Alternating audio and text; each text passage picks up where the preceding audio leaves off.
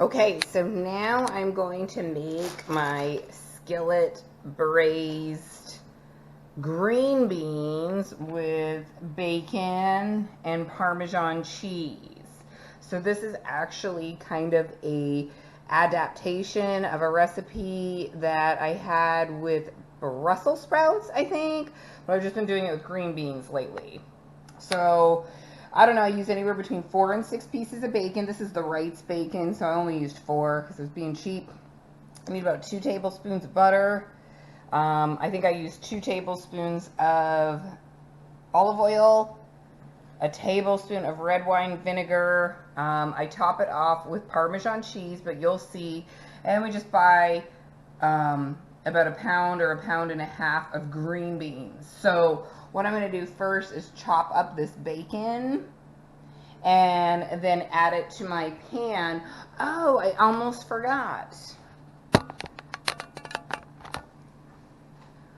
I also use an ounce of onion and a teaspoon of garlic in there. I totally forgot. So I will make sure I add that. So I chop up the bacon into little pieces, and then I put it in the pan, and then I add the garlic, and then I add the onion, and I cook it up until it's crisp. And then I'll put the beans in, but I'll show you all of that. So I'm just going to, again, spare you the boredom of me chopping this up. I will show it to you when it's all in the pan.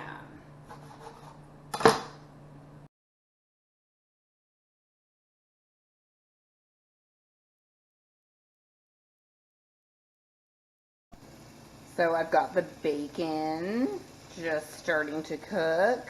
I'm going to let it cook for a few more minutes before I add my teaspoon of garlic and then my ounce and a half of chopped onion. And then, like I said, I'm just going to cook all of that up until it's crispy. And then I'll take it out and add the green beans.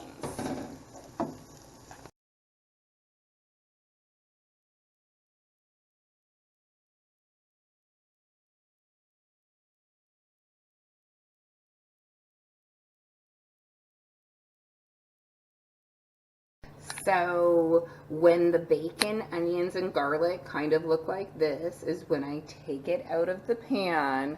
And I don't wash the pan or anything, just kind of leave it all in there.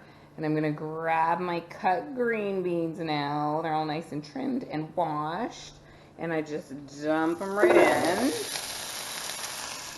Followed by a 1/4 cup of water.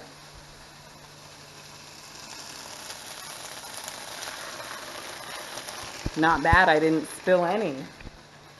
And then I also put in 2 tablespoons of olive oil, 2 tablespoons of butter, a tablespoon of the red wine vinegar, and a little bit of salt and pepper.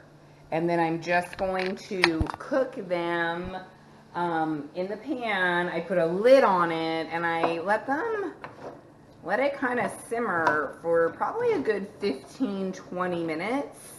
And then I'll add the bacon, onions, and garlic and top it with Parmesan cheese. So I will show you all of that as I go.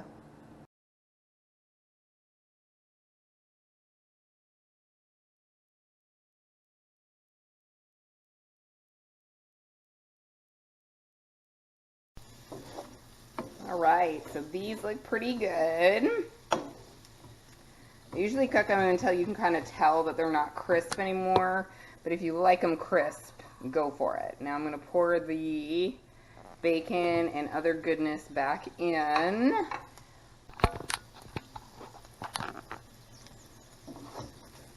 Mix that up.